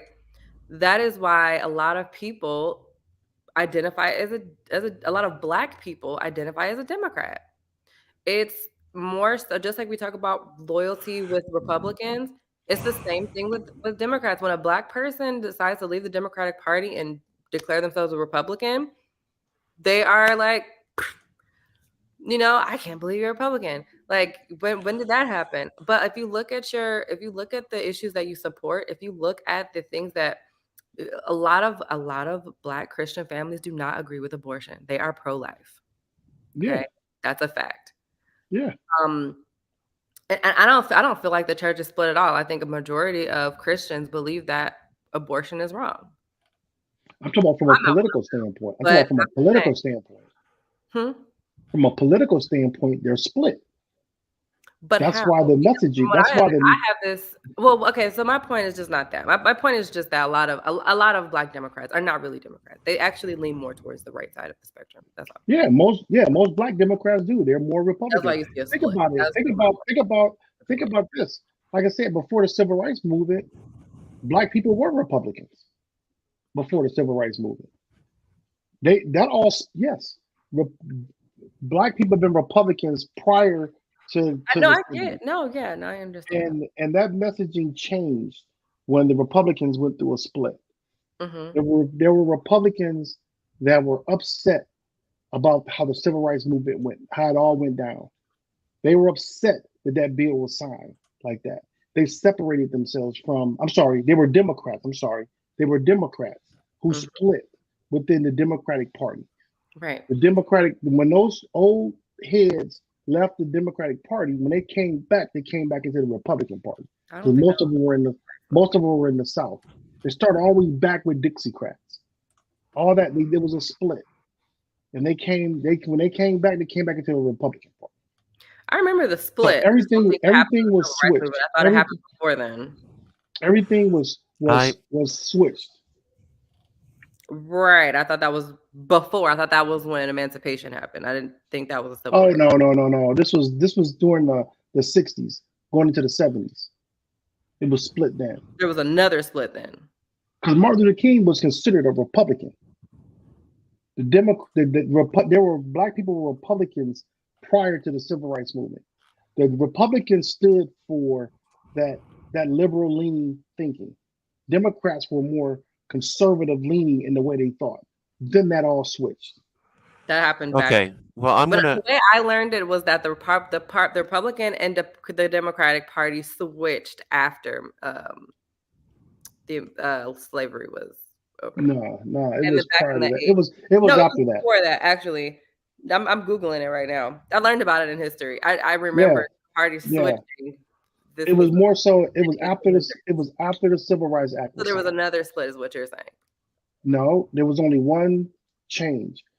Republican Party. The Republican Party was the Republican Party was the Democrats were the ones who were against who was against equality. They were the one that was pushing discrimination. Was the Democrats? They were pushing that all the way through Jim Crow. All those were Democrats. The Democrats, even going back into the 1800s in the early 1900s when the Klan came into play, the KKK, those were Democrats. All those were Democrats all the way through. That switch happened around the time of the Civil Rights Movement. Just look, I'm going to push back on what you guys say about that's a conversation though. About if Democrats are not united on some issues. I think that Like even what? with independent voters, when presented with the facts, are they for background checks? Overwhelmingly, the majority of the Democrat voters say yes. Are Right. they in favor of a 6-week ban on abortion? Overwhelmingly, the Democrat voters would say no against that. Are they in favor of banning books into the schools? Overwhelmingly, the Democrat Party, Democratic voters would say, see, I'm doing the thing that Yeah. right wingers do. No, I agree. Overwhelmingly, Democratic voters would be in favor of these things. Right. So I'm not sure that what you say is true. That But we're saying the Democratic Party is divided on issues. I don't believe so. why I aren't we're I talking think about we can messaging. all agree on things that make sense. We're talking about messaging. Why aren't they having a convention like the Republicans have? Because when they get down to some of these facts, they're not going to all agree. Like majority of the Republicans agree. When it comes down to abortion, I agree. There is that 6-week ban. But like Bria was saying, like when you look at the church in general, most of the church people will probably say, if you ask them, we're like, no, we're against abortion. Period. True. They would say, and I'm talking about black churches. Are they gonna? They would say we talk about they would be no. I'm saying they will say they're totally against abortion. I would say overwhelmingly majority black churches will say they're totally against abortion. Completely. So when it not comes at all, down to like 6 weeks, 12 weeks, 10 weeks, nothing. They will say they're against Never. Life of the mother, heartbeat bill. unviable pregnancies. A life is a life. So when you what changes that conversation I'm is when not one of those folks. we're just saying sorry. we're just when you dig down into it and you start saying, well, the life of this, the life of that, then there's this conversation of saying, okay, well, you have to think about that's what makes it so split, where just flat out saying, are you for or against abortion? Period. But then when you start saying, well, what about if the mom this, or what about if the baby that? Then there's this conversation where people are going to be split. They're going to be mixed on their emotions about it because everyone's going to go by personal experience, who they know, who they don't know. All that's going to play a factor into it. Where Republicans are going to say no, period. Overwhelmingly. Okay, here's a Gallup poll that was done recently. I'm trying to look at the year. The percentage of Democrats nationally who identify as politically liberal has been increasing. Who's liberal? Who's considered liberal? I don't what they consider as liberal, politically liberal, liberal on the issues, the percentage of those in the Democratic Party has increased. Have you all ever been part of a poll? I'm gonna say I don't go by polls because polls vary. You could go to that poll and you can look at three other polls and they'll show you. I've been called about polls. I've been called about polls. You have? Hold on. Where at? On the phone. Somebody who called me about the. I've never been polled. I've never been polled. But I will say this: when you look, the reason why polls are unreliable. One second. The reason why polls are unreliable is because you can look at that poll and then look at 3 other polls, and you'll get different information. You'll get different percentages, and it depends. Is it a poll ran by Republicans? Is it a poll ran by Democrats? Is it what is the source of the poll, basically? Because you'll get different results. And how many people were polled? Right, I'm sorry. Is it majority? Are the people polled majority Democrat? Or are the people polled majority? Even if you are getting a mixed, poll, if you're getting a mixed group of people who voted, is just you won't get the results of polls are inaccurate. I'm sorry. This is what I look at They polls. vary, which makes Look it at polls. unreliable information. Look at polls versus statistics. I've never been polled. Statistics is documented data. Polls can be objective based on what the things that Bria just mentioned. That's why I just asked, have you ever been polled? You said yes. You're the only white guy on this panel right now, and you've been polled. I've never been polled. Never in my There's entire a life. whole group of people left out of polls. If you're out there and have been polled or have not been polled, let us know. How do they determine how to poll you? How do they determine who to poll? I don't know. They just call people up. Which people random are they? People somehow they're on a list of people. You know how they? You know another reason. You know how? Check out. This is how people poll a lot of times. It's based on zip code. It used to be more so that way because people's names they could go by driver's license numbers. All that stuff is made by zip code. So if I poll a certain zip code, you're going to get a certain answer. You poll this zip code, you're going to get a certain answer. That's one of the ways. They go by county. You poll in this county, you're going to get a certain answer. You poll in this county, you're going to get a certain answer. That's how typically. It's not like you're all just walking out. If you're walking down the street and they poll you, it's different. I could say you can randomly poll people in New York City on the street, or you randomly poll somebody. You know what I'm saying? Walking down the street may be different. So here's some stats. Darren's point, though, you're right. Outside of the church, Democrats agree on much of the same. I agree. And the church is different. And honestly, I would say that's why I mentioned the church purposely. I mentioned the church on those issues. So I would, Okay, so here's some stats in the last from 2013 to 2018 compared to 2001 to 2006. Democratic people, Democratic voters, corporations pay too little in taxes, up from 84% to 88%. Prefer that gun laws be more strict, up from 77% to 86%. Human activities are the main cause of global warming, up from 77% to 87%. Approval of labor laws or labor unions, up from 81% to 84%. Want labor unions to have more influence, up from 49% to 58%. Sympathies more with Palestinians in the Middle East, up from 23% to 31%. Okay, the only marijuana should be legal, up from 69% to 81%. Mm-hmm. So increasingly, at least in the Democratic voters, are skewing left slowly. And I think you would find the same thing in the Republican Party, that they're skewing right over time. Those were great stats you put up. The only two of those were social issues. The marijuana law and the Palestinians. Everything else you said was basic policy stuff.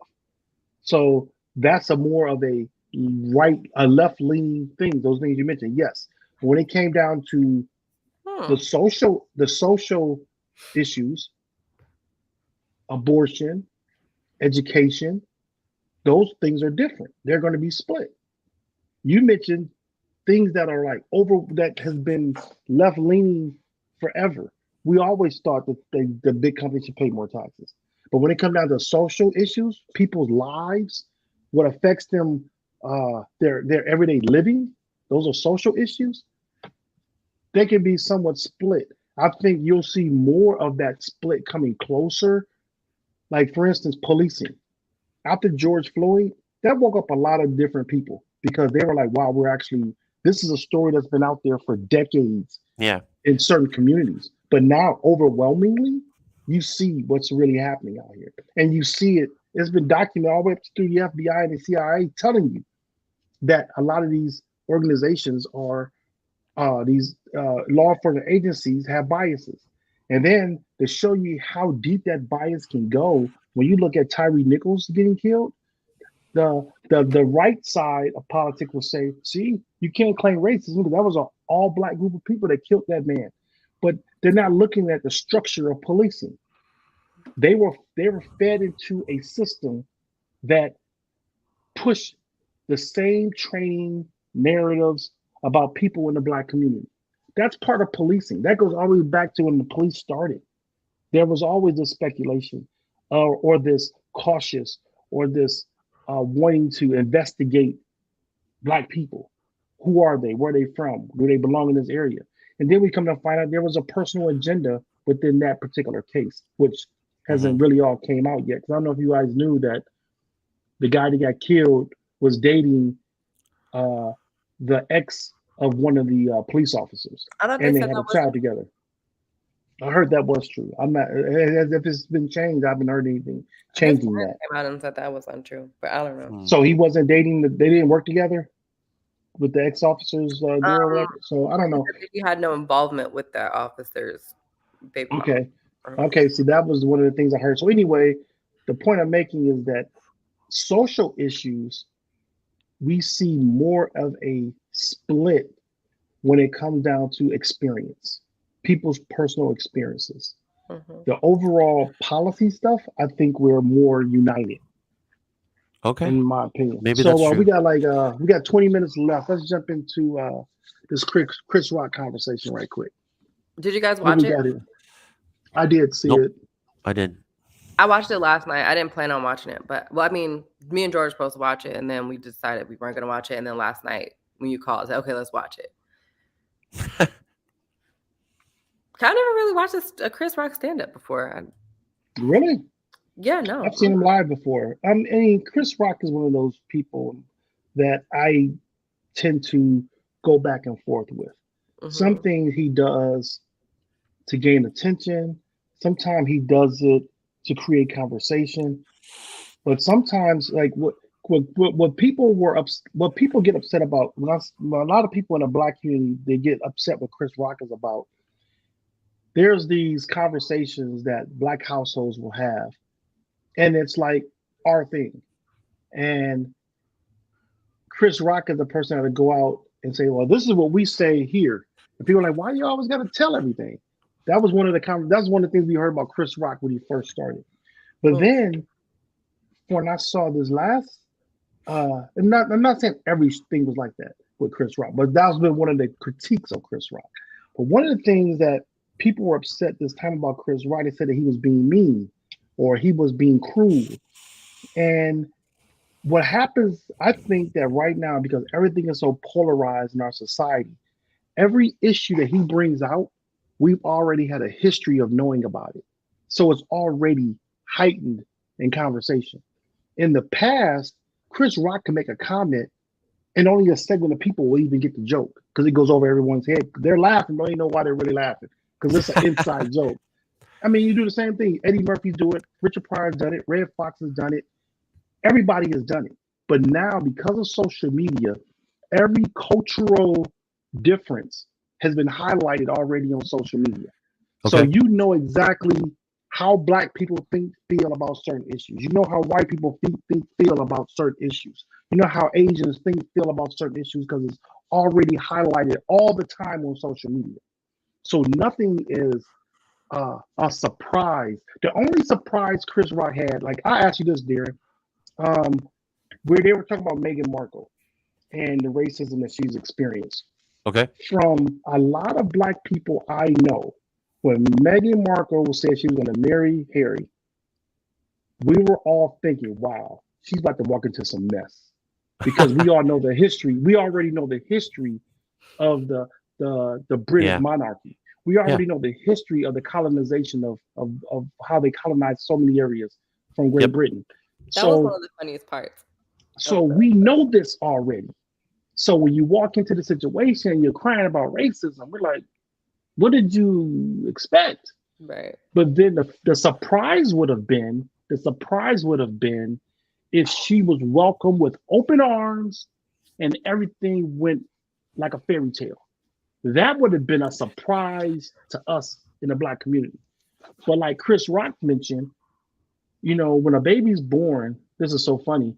We look behind the ears to see because behind the ears dictate the skin tone of a child when they get older.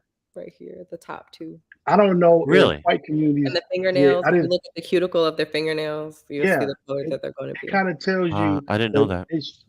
Well, right. We know. Most white people didn't know that. So it was a You learn something surprise. new. It was when he said that on the show on the Chris I Rock was said that like, in the why he say comedy that? special.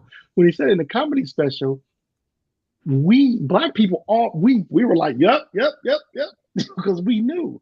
And so um when race issues come up and they say, well, we you can tell a lot of times, okay, what people look at from a light skinned black child versus a dark skinned black child, they look at what life that kid has coming their way in the future. Right. So those are the reasons that people talk about what skin tone of a baby. The British monarchy wanted to know how closely will that baby resemble them. That dictates future within because that of royalty. So when he brought all this up in the show, it was just like, okay, we got it. And it's just so many things he touched on in this whole thing. Even there, like Bria was mentioning about the insurrection, that basically you have these people saying that the government being taken from us, and we're like, who is us? You're taking it from yourself because majority white people run Washington D.C. So who are you talking about? So he made some good points in those things, but it's just people look at it as being cruel or starting controversy when everything is already polarized. He just touched on the points that were there. Okay. I'm not sure I was long-winded on that, but go ahead, Bree. You had something, or Darren? I watched it. I liked it. I don't see where all of the criticism came from. He had a lot of criticism about this. One of the main ones was just get over the slap. Now, they talked about this point as if I was fully expecting the whole show to be about that. He didn't talk I about it didn't. until the end. He talked about a lot of stuff before that. And a lot of things I agreed with. What I will say is it was very hard to focus on everything he was saying because he was I don't know what if he drank some coffee or something before he got up there, if he I don't know what he did before he got on stage, but that man was hopping around all over the place. I'm like, will you just stand still? I can't concentrate on what you're saying. He repeated He things. It changed was his stuff. hard for me to He changed his routine, and the first until he got to the Will Smith part, he sounded like Dave Chappelle. No, he didn't. No, Absolutely hear what did I'm not. no. Hear what I'm saying. I mean, the vulgarity of his No. The approach, the type of jokes he was telling, it was more so like a TED talk. He's trying to educate people in this conversation. If you notice, that's what him and Dave Chappelle toured all last year by them.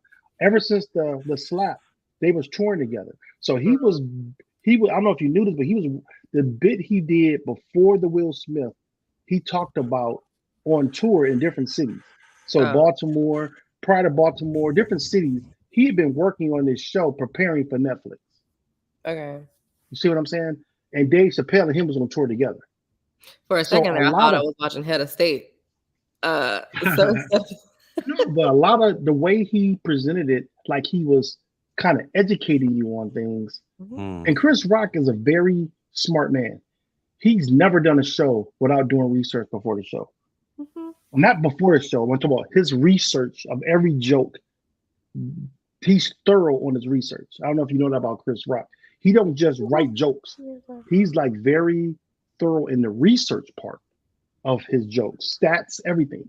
So when he did this one, I heard Dave Chappelle, because I know Dave Chappelle ever since he came back from his hiatus, he's been his comedy shows have been more let me inform you type material, not just jokes and laughs. So you're not really falling out of your seat with jokes. You're like sitting back like, yep, you're right about that. I know what you feel. Yep, I know what you're saying. You're showing comparison of experiences in Dave Chappelle's jokes. That's exactly what Chris Rock did. It was all about experiences. And he kept repeating itself just so you can tune in what he was saying. It was horrible. I couldn't deal with it. I was like, I heard you, man.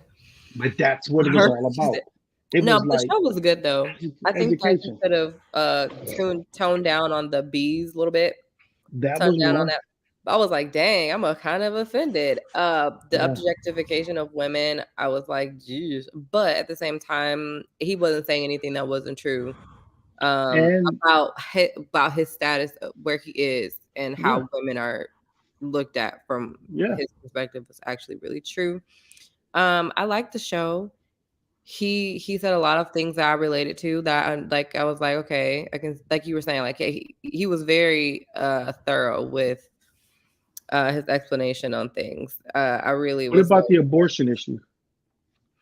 I liked what he said. I didn't know where he was going at first, but I did like he was like saying that he said, I paid more for more abortions than any one of you women in the audience. But I'm pro-choice, so I agree with him. I want my kids to have full control of their bodies. Mm-hmm. I have 2 daughters. I want them to be able to make decisions regarding their body. Of course, no parent wants their child to get an abortion. No Right. parent wants to sign off on that. But at the same time, you want them to have the ability to make that decision for themselves. Yeah, I had one. It was only one piece of his jokes that really I wish he had left out. When he was talking about the Will Smith issue, and of course, calling them bees, so the B word so much was like overemphasized that he didn't need that. But when he said that he watched Emancipation just to see Will Smith get whooped, Oh, I didn't think that was. it was funny. But you take one of the most cruelest experiences in our country's history at us as Black people. It's like you're basically saying, it basically was like you laughed at him get whooped, like you're siding with Massa on that. That's how it looked. He definitely said that. So and so, I wish, me personally, I wish he would have just left that part of it out, because you can have so many people on your side, so many people rooting for you, and people rooting for Will Smith. We know it was messed up. We know that Chris Rock was a genius in how he prepared for this Netflix special.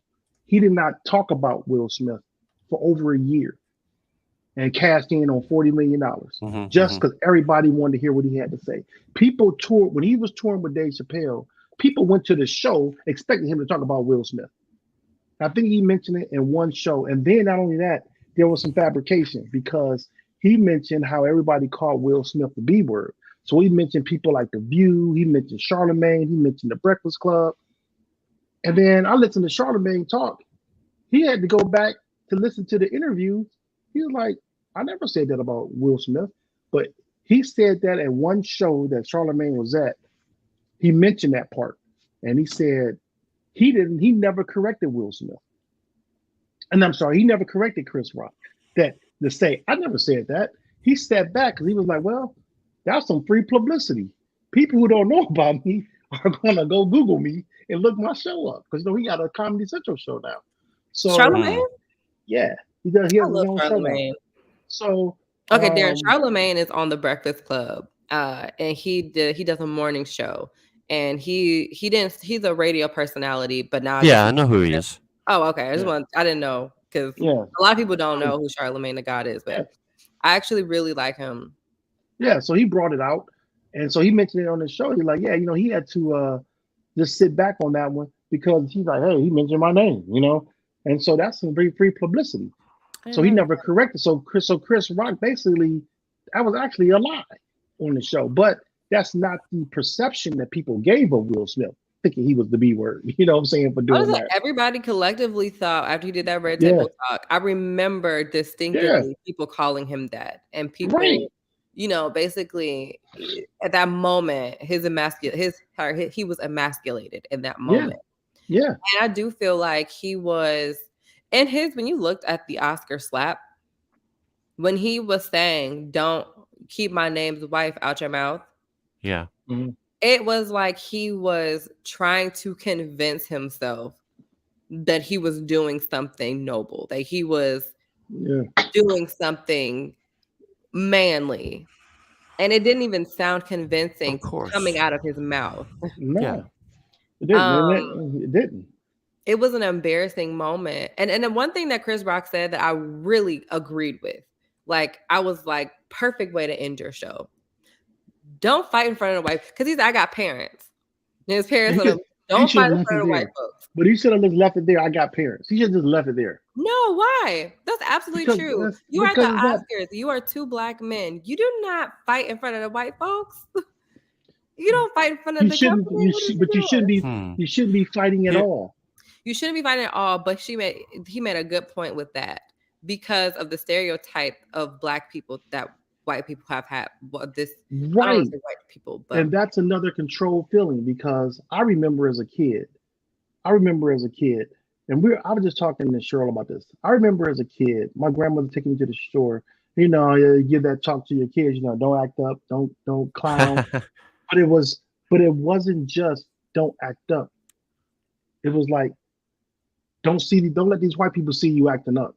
Yes. But what I'm saying is, but to say that makes it look like it's okay to act up in front of other people, but don't act up in front of these people. That is not what that implies. No. What I'm saying is the control, the mechanism in your psyche that makes you think that way. That when you get in front of white people, you have to. That's all part of the straightening up, and you walk a certain way so you won't be looked at differently. That's a control thing. That is a psyche that's built into your psyche. You didn't have to experience that as much as I did. I didn't experience as much as my parents did. I absolutely experienced it. No, not to the same degree. Okay. It gets, each generation going back, the degree is stronger. Yeah. Because the emphasis was pressed upon it. I never told you ever in your life, don't act up in front of these white people. I've never said that to you. Mm-hmm. I've never had to say that to you. I was told that as I was growing up. Well, then how did I get that feeling? You get the feeling because it's a psyche, is what I'm telling you. We know better because of media. I feel like in my mind, I remember multiple times. We've never not said you, that to you. Not you. In my mind, though, I feel like I have felt somebody had said that to you. Not even just that. It was a feeling. Don't you listen to these white folks? Like we're going into this place. Get it together because there's gonna be white folks in here. Exactly. To a fancy restaurant, you better get together. Get your hair. You can't wear your hair this way. You can't wear your clothes. This is a feeling. Like I never heard you say inherited. It is something that I distinctively remember growing up. It's an inherited thing. It's an inherited. It's an inherited thing. None of y'all ever said that to me. It's part of your makeup as a black person in America. That's weird. It's part of your makeup. Oh, that's like the lady that you was she a motivational speaker or an author or something where she was talking about the DNA of slavery being transferred to there? She didn't mention this part, but that's a makeup. It's part of that. You don't have to say it. We just know it. So that's what that concept was like. So anyway, when he said that, I think he could have left that out because we don't want to continue to have that control factor over our thinking. That's why I feel this should have been left out. So we got it should have been in there. I feel like it was a perfect close to the show. But I gave you a reason. But I gave you the reason why I think it's wrong. Oh yeah, no, I just we agree on that one. So yeah, right. So I gave you those reasons, and it's like, okay, I see where you're coming from. Not saying that you feel it's okay. What I'm saying is, as long as we acknowledge why many people felt, it's not just me. Mm-hmm. It's many people who felt that he should have left that part out. The part about being whooped, emancipation, and the part about fighting in front of white people. Those are two things that are control factors. Those things affect the way you navigate life because you're thinking about these things. But is it not real? Isn't that what you do in comedy? Isn't that what comedy that what you see in stand-up, especially from Black comedians? It's real. It's a very real thing. I don't think he said it just for funds and laughs. I really think that's something that he felt. I feel like it's a very real thing that we experience in this country, and I feel like it was necessary. But he gave no context to the dialogue, though. He never gave any context to why he said don't fight in front of white people. What's the context there? Because in my world that I think about is that he should have been fighting the Oscar with anybody. There shouldn't be fighting, period. It's saying You like shouldn't be basically there were fighting. no white people in the audience. It was okay to slap Oh, me. it's okay to fight We now. would have rumbled. See what I'm saying? It gives a mixed message. So anyway, we got 2 minutes. Let's wrap this up. What's your bottom line for today?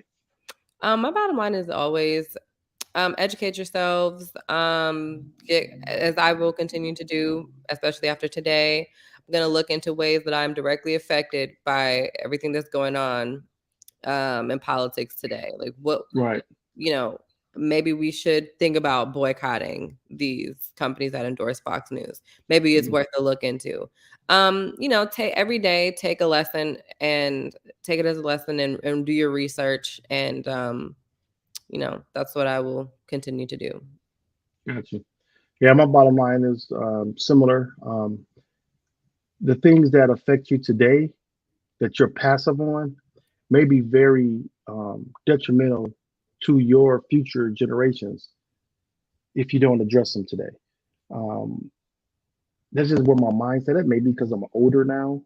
I probably didn't think this way when I was in my 20s or 30s, but I'm thinking that way now because I'm looking at the fact I have grandkids. I'm going to have great grandkids. And I want to make the world better for them, easier for them to navigate. And just like my ancestors made it a better way for me, I want to make it a better way for my future generation. And I'm not passive on that right now. I can't be passive on it right now. And I think it's our responsibility as Americans to look at it from that perspective. And when you see somebody or someone or a company or anybody doing something that can harm you as Americans, step up and say something about it. Step up and organize and say, no, we need to stop this now and push back and not wait for the ball to drop. And then we're walking around in arms saying, why did we let this happen? No, you let it happen. The American people did. So anyway, that's my take on it. There was so much more I could have talked about, but with that, I guess we'll catch you all next time. Not sure we're going to have another show, but this was fun. I'm glad to be back on here. Be back, yeah. All right, we'll see you next week. Well, hopefully we'll see you next week. See you next week. Okay. Yeah. See you later.